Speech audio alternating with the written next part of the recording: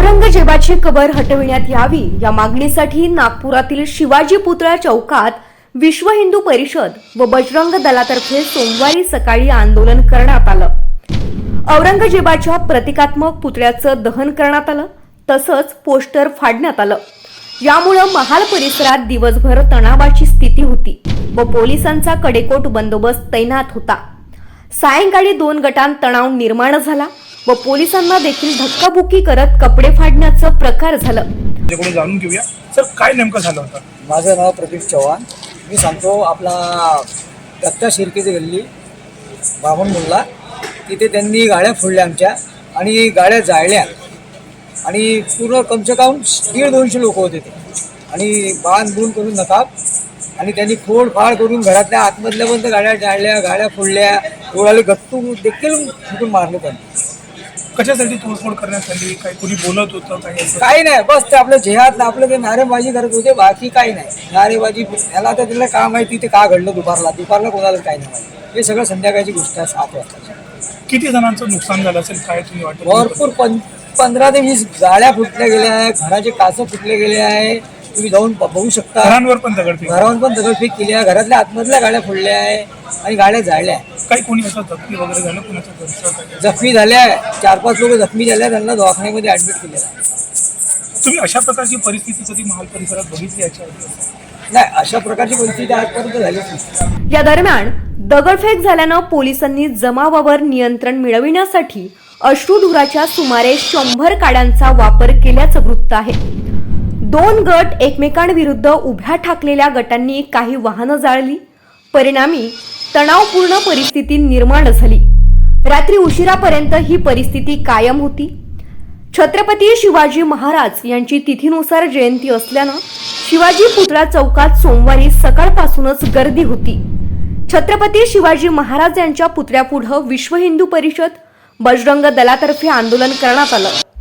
औरंगजेबाची कबर शासनानं लवकरात लवकर काढावी या मागणीसाठी हे आंदोलन करण्यात आलं। आंदोलनादरम्यान विहीम बजरंग दलाचे पदाधिकारी कार्यकर्ते सहभागी झाले होते। औरंगजेबचा प्रतिकात्मक पुतळा यावेळी जाळण्यात आला। नागपूर सोबतच राज्यातील सर्व जिल्ह्यांमध्ये सोमवारी हे आंदोलन करण्यात आलं। या आंदोलनामुळे परिसरात दिवसभर तणावाचं वातावरण होतं। आंदोलन झाल्यानंतर देखील पोलिसांनी कडेकोट बंदोबस्त तैनात केला होता। शिवाजी पुतळा चौक, चिटणीस पार्क चौकात देखील पोलीस बंदोबस्त होता। सायंकाळच्या सुमारास महालातील चिटणीस पार्क तसंच गांधी गेट परिसरात 2 गटांमध्ये तणाव निर्माण झाला होता। काही तरुणांमध्ये वाद झाला आणि मग वेगवेगळ्या अफवा पसरत गेल्या। यामुळे मोठा जमाव परिसरात जमला। यावेळी घोषणाबाजी देखील करण्यात आली, पोलिसांवर दगडफेक करण्यात आली व धक्काबुक्की करण्यात आली। परिस्थिती लक्षात घेता चिटणीस पार्क परिसरात अतिरिक्त कुमक मागवण्यात आली। काही तरुण यावेळी जखमी झाले व त्यांना मेयो इस्पितळामध्ये नेण्यात आलं। त्याला घेऊन आज जे आहेत ते विश्व हिंदू परिषद आणि बजरंग दलाच्या माध्यमातून जे आहेत ते औरंगजेबाच्या प्रतिकात्मक पुतळ्याचं दहन करण्यात आलेलं होतं। ही घटनेला घेऊन जे आहेत ते काही लोकांचे मन दुखले आणि हळूहळू हा वाद जो आहे तो दिवसभरात इतका चिघळला की आज संध्याकाळी जे आहेत ते महाल परिसरात प्रचंड तणावाची परिस्थिती निर्माण झाली। आपण माझ्या मागे बघू शकता की इथे कार जे आहेत ते जाळण्यात आलेले आहेत, बऱ्याच गाड्यांचे नासधूस इथे करण्यात आलेली आहे, प्रचंड प्रमाणात गाड्यांचं नुकसान करण्यात आलेलं आहे, गाड्यांच्या काचा फोडण्यात आलेल्या आहेत। हे निर्दोष लोक आहेत, त्यांचे कुठल्याही प्रकारचा अपराध नाही आहेत, तरी देखील त्यांचं सामानाचं इतकं नुकसान करण्यात आलेलं आहे। परिसरात राहणारे दत्ता शिर्के सर आपल्यासोबत आहेत, त्यांच्याकडून जाणून घेऊया। सर, हे लोक कोण होते आणि का म्हणून कशा प्रकारची परिस्थिती नागपुरात निर्माण झाली? हा सगळ्यात पहिले वाद चौकातून निर्माण झाला। चौकात खूप निर्दयशीने झाले, त्यांनी दगड फेकला, त्याच्यामध्ये एक पोलीस जखमी झाला। जखमी झाल्यानंतर त्यांना म्हटल्यानंतरही काही ॲक्शन घेण्यात आली नाही आणि तो माप वाढतच गेला आणि त्यांचं जे प्रमाण आहे वाढण्याचं ते जास्त मोठ्या प्रमाणात होत गेलं आणि पोलिसांनी म्हणजे फोर्स कमी असल्याकारणामुळे ते त्यांना थांबवू शकले नाही आणि मग ते जे प्रकरण आहे या सगळ्या गोष्टीत झालं। आमच्याही गल्लीमध्ये आले, एवढ्या मोठ्या प्रचंड प्रमाणात माझ्यासोबत समोर काही पोलीसवाले होते।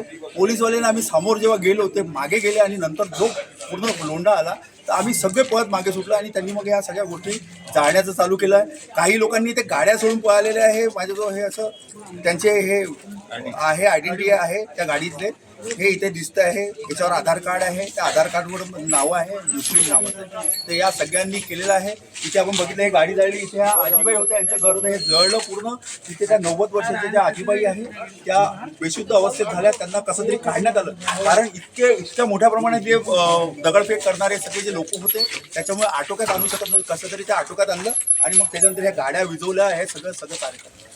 भाऊ, आपण बघितलं की नागपूरला शांतीचं प्रतीक म्हणून बघितलं जातं देशभरात, आणि नागपुरात अशा प्रकारची परिस्थिती निर्माण होणं किती चिंताजनक आहे. हे पहिल्यांदा असं झालेलं आहे. याच्यापूर्वी बरेचदा ज्या काही गोष्टी झाल्या पण आमच्या गल्लीत कधीच झालं नव्हतं. आमच्या घरांवर पण दगडफेक झालेली नव्हती. पण यावेळेस प्रचंड मोठ्या प्रमाणात ते घुसले आणि काय माहित नाही त्यांनी कोणतं टार्गेट केलं आणि त्याच्यामध्ये या सगळ्या गोष्टी घडलेल्या आहेत. भाऊ, काही लोकांनी जाणून बुजून हा हल्ला करायचा प्रयत्न केला असं वाटतं का तुम्हाला? हो, जाणून बुजूनच आहे. हा सुनियोजित होता.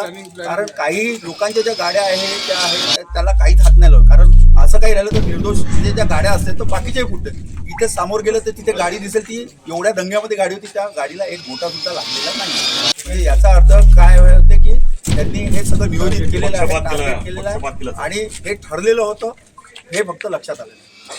प्रचंड प्रमाणात नुकसान झालेले आहे. खूप मोठ्या प्रमाणात नुकसान झालं. आमच्या घरावर म्हणजे एवढ्या वरतीपर्यंत असे गोटे मारलेले आहे आणि गारगोटीला आमचं हे मंदिर आहे इथं छोटंसं हनुमानचं, त्याला फोडण्याचा प्रयत्न केला. त्याचे फुटेजेस आहे ते या सगळ्या अशा गोष्टी घडल्या. पोलिसांनी नियंत्रण म्हणजे उशिरा मिळवलं की पोलिसांनी खूप प्रयत्न केले. खूप सारे पोलीस जखमी झाले. माझ्यासमोर त्या अनिता मोरे एसीपी मॅडम आहे, त्या जखमी झाल्या.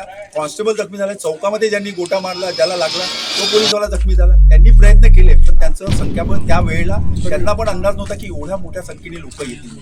आणि काय वाटतं तुम्हाला कशा प्रकारची कारवाई? आयुक्तांनी जे सीसीटीव्ही फुटेजमध्ये दिसत आहे त्यांना पकडलं पाहिजे, त्यांच्या घरावर बोललं होतं चालवलं पाहिजे आणि त्यांना काढलं पाहिजे आणि सगळ्या हिंदूंनी जमा होऊन म्हटलं पाहिजे, शांतीचा एक मोर्चा काढला पाहिजे. हे जे आयडेंटिफाय झालेले लोक आहेत त्यांना त्या कम्युनिटीच्या लोकांनी त्यांना त्यांच्यावर स्वाधीन केलं पाहिजे. नाही तर मग याचा मोठ्या प्रमाणात उद्रेक होऊ शकतो. कारण आता त्यांनी केलेलं आहे, उद्या हे सगळ्या गोष्टी बघून हिंदू पण बनू शकतो. कलम 144 सुद्धा लागू झालेली आहे परिसरात. काय वाटतं त्यांना वाढेल अजून की म्हणजे परिस्थिती सध्याची बघता? सध्या तरी असं दिसतंय की परिस्थिती नियंत्रणात आणेल. कारण मोठ्या प्रमाणात सगळेच जण त्याच्यावर निर्देश म्हणजे लक्ष ठेवून आहे, होईल आणि आम्ही पण आवाहन करतो की कोणीही असं उद्रेक करू नका. अफवा ज्या आहे त्याच्यावर विश्वास ठेवू नका आणि जे काही आहे ते शांततेत करता येतं. कारण आतापर्यंत आम्ही शांततेने राहत आलेलो आहे आणि पुढे राहू. तर आपण बघितलं की परिसरातील नागरिक देखील अत्यंत नुकसान त्यांचं झालं आहे, तरी देखील परिसरात शांतीचं वातावरण निर्माण व्हावं, अशीच परिस्थिती कायम राहावी अशा प्रकारचं त्यांचं म्हणणं आहे. मात्र ज्या लोकांनी अशा प्रकारची भयंकर परिस्थिती निर्माण केलेली आहे त्या लोकांवर देखील फौजदारी गुन्हा दाखल व्हावा आणि त्यांच्यावर कठोरात कठोर कारवाई करण्यात यावी अशा प्रकारची मागणी देखील परिसरातील नागरिकांच्या वतीने करण्यात आलेली आहे. कॅमेरामॅन सचिन सह सनी भुंगाडे, शंखनाथ न्यूज, नागपूर.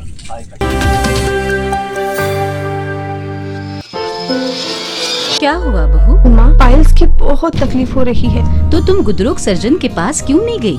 देखो, जैसे हार्ट के लिए हार्ट स्पेशलिस्ट, ब्रेन के लिए ब्रेन स्पेशलिस्ट, तो पाइल्स के लिए पाइल्स स्पेशलिस्ट क्यों नहीं? स्त्री हो या पुरुष, टॉयलेट में तकलीफ केवल पाइल्स ही नहीं और भी कई प्रकार के गुदरोग